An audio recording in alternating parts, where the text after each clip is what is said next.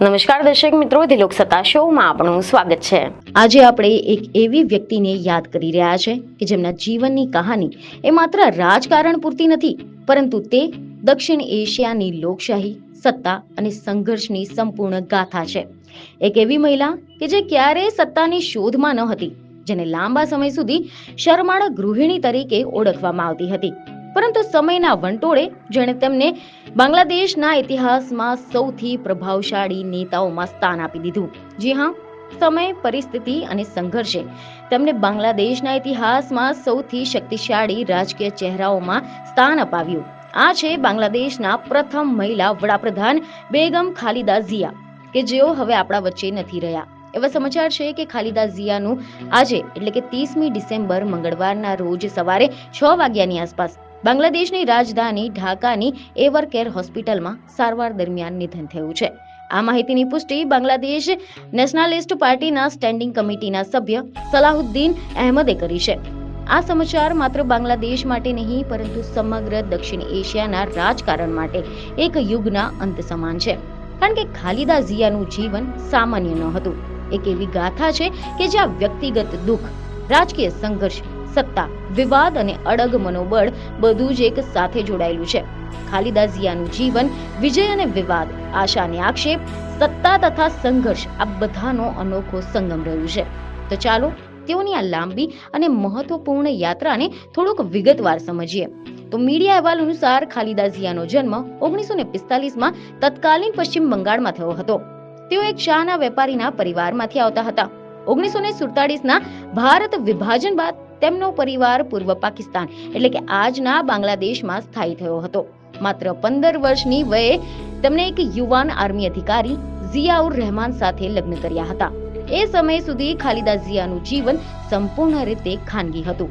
ઘર, પરિવાર અને બાળકો એ જ તેમની આખી દુનિયા હતી।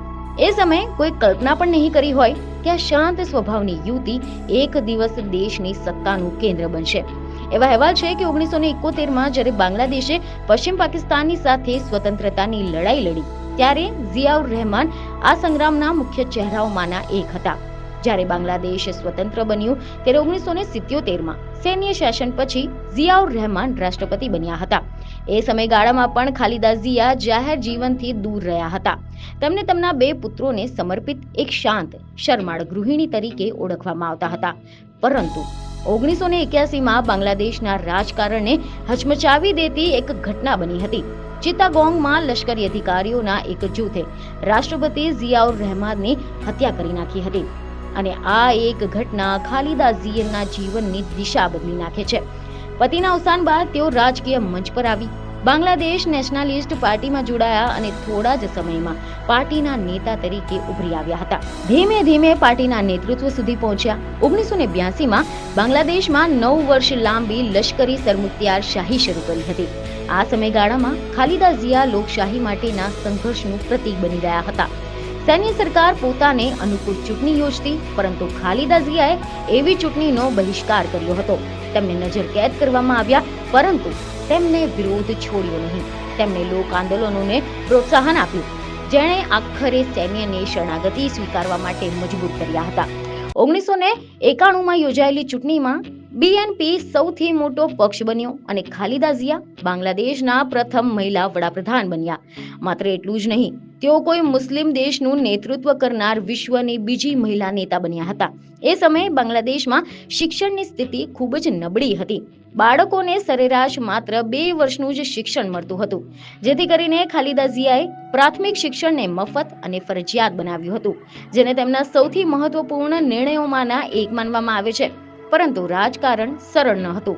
5 વર્ષ બાદ તેમને શેખ હસીનાની અવામી લીગ સામે ચૂંટણીમાં હાર મળી હતી, અને બસ બાંગ્લાદેશના રાજકારણમાં આના પછી શરૂ થયો એક લાંબો અને કડવો અધ્યાય। ખાલિદા ઝિયા અને શેખ હસીના વચ્ચે અવિરત સ્પર્ધા। મીડિયા રિપોર્ટ અનુસાર 2001માં ખાલિદા ઝિયાએ ઇસ્લામિક પક્ષોની સાથે ગઠબંધન કરીને જોરદાર વાપસી કરી હતી। બીએનપીએ સંસદમાં લગભગ 2/3 બહુમતી મેળવી અને ખાલિદા ઝિયા ફરી એકવાર વડાપ્રધાન બન્યા હતા।